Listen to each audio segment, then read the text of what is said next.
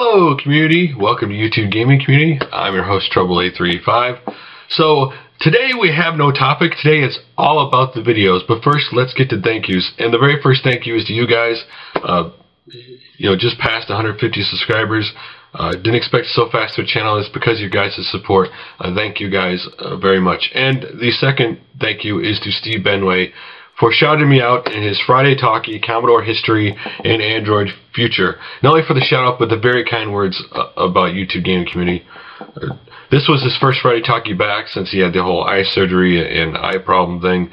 And in a way, his Friday Talkie is in a way like a mini YouTube Gaming Community show, because he always ends up shouting out a channel and talking about tags in the community. So in a way, it is another way to maybe see some things that other people aren't talking about or have seen in the community. So check him out. Now let's start off with a milestone today. ReviewTech USA's 20,000 subscriber special, My Story. ReviewTech USA started off on YouTube like a lot of us in the gaming community did. We started our channels just in the mind of watching videos. We didn't have no plan to, hey, you know what, I'm going to make videos someday, or I'm going to talk about gaming.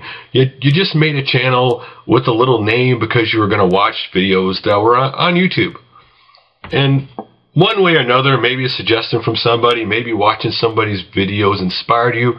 You end up making videos on YouTube. And what happened was his original channel was just that. And eventually he left that channel for ReviewTech USA when he, wanted to do videos. And so now he's at 20,000 subscribers. So congratulations to him. If you want to hear his full story, check out the video. A lot of cool stuff. A lot of times it's cool to check out people's stories who's been on YouTube for a long time to hear, all the things they've gone through, and they always end up talking about the cool people who shouted them out or were very inspirational, and them staying making videos on YouTube. It's always really cool to check out. So let's go next in the gear of a indie game, and this is by NGDEVTEAM, Neo XYX. I want to say XYZ because it's just the alphabet thing, but it's XYX. And this is a shmup, and it's coming out for the Neo Geo MVS system in March, and it's coming out for the Dreamcast in April. If you're interested, check out the video. It's a really cool looking shmup. It looks really awesome if you want an indie game for either your Neo Geo or your Dreamcast. Now let's get to a cool video where people just shout out 3 games you can download and play, and that is OfficialNerdCubed, Nerd's 3 Free Games Friday 16. So this is the 16th edition of their 3 free games to play. And this time, the first game they have is Call of Duty, which is actually, again, a take of Call of Duty, but it's with fish. It's like older computer graphic game, but it looks really fun and really silly.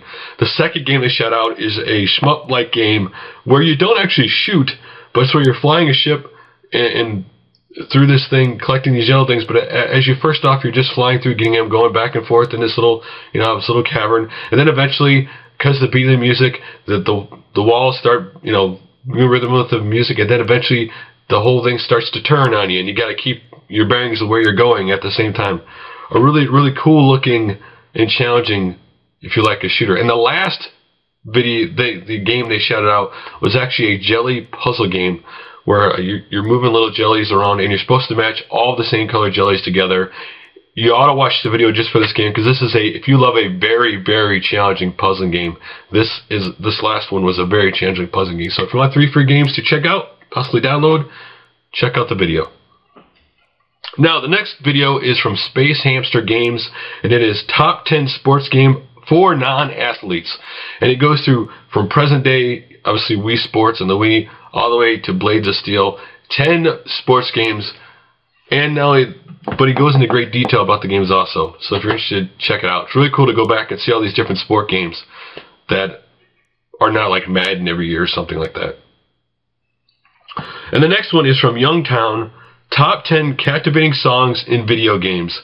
Dem games. So basically, it's his top 10 captivating songs. What's cool about the video is not that, he's shouting out 10 video game songs that he loves in games, but he also gives you the reason why he loves these songs, why he's drawn to these songs. It's really cool. Now, next up is a kind of different kind of video from RageGamingVideos, Minecraft Quick Build World Championship Round 1, Match 3.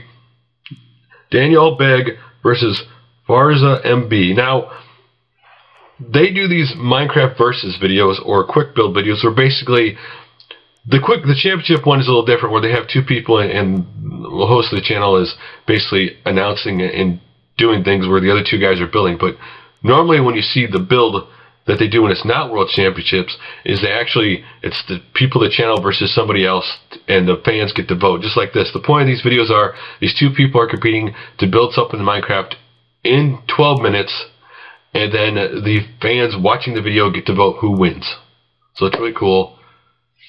Kind of like, in a way, kind of like a game show, where you both have so much time to do something. So you're interested, that kind of video. Now, let's get into something that's happened to me a lot, and that is HappyConsoleGamer's losing your save file, where he talks about his experiences of losing a save file. We're going through multiple hours of a game, almost near the end, and then losing your save file, and how that experience was.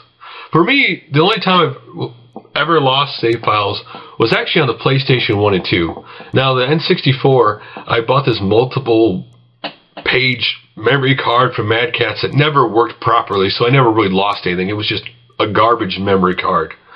But on the PlayStation 1, I remember specifically being really far in Wild Arms. This was my personal gameplay. And then coming back to it a year later and going to play that game, and the save file was corrupted. Everything on the memory card was gone. And this has only happened to me on the PlayStation 1 and 2, where I haven't actually played the game for a long time, and I go to put that memory card in, and for whatever reason, it doesn't read the save files there, or it gets corrupted. But it is devastating. I mean, when you're playing a game every day, and all of a sudden you lose your save file, I know this happened to me once before, you don't want to go back to play that game. You're so frustrated and upset when that happens, you just want to... You're like, I put all the effort and time in, why bother playing this game again? I don't want to go through that all over again. But eventually you do go back, because you do want to see the end of that game. But at first it's just devastating. If you're interested in his memories, check out that video.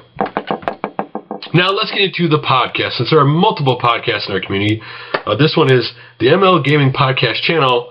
It is Newfoundland Gaming Podcast, GamerPodcast, Episode 3 with Sega Stoner. So this podcast is with Keebs, the Joking Gamer, the Completionist, and Michael B, the Game... That last part always gets me. I want to say Game Genie. But those three guys have started their own podcast, and in this episode of the podcast, their special guest is the Sega Stoner. So obviously they're going to cover a lot of Sega stuff. If you want to hear or looking for a different podcast, then check out the video. Listen to the podcast. And then last but not least, we're going to start an arcade machine that I completely forgot about until I saw this video, and that was JumbleJunkie's Star Trek 1982 arcade review. If you love Vectrex style video games or arcade machines, this is definitely up your alley, kind of like Star Wars in a sense. I remember when I played this in the arcade, it completely blew me away. I mean, back then, even back then, I was into sci-fi, Star Wars, Star Trek, all this stuff. And so anytime I saw a video game on that, I had to try it. And it amazed me, because to me it was almost a progression to the Star Wars video game, because you had the bottom was you're actually, the fighting and the shooting you were doing in first-person view, and then up in the corner you had the radar, and then the left-hand side on the top you had the score. To me, it was a progression of the Star Wars model, and it was really cool to see back then. And the graphics, those kind of graphics today still blow me away. I know there's just something about those basic line graphics of the Vectrex that are really awesome. If you want to check it out, check out the video. So guys, that is all about the community I have to talk today. I will hopefully talk to you guys again tomorrow.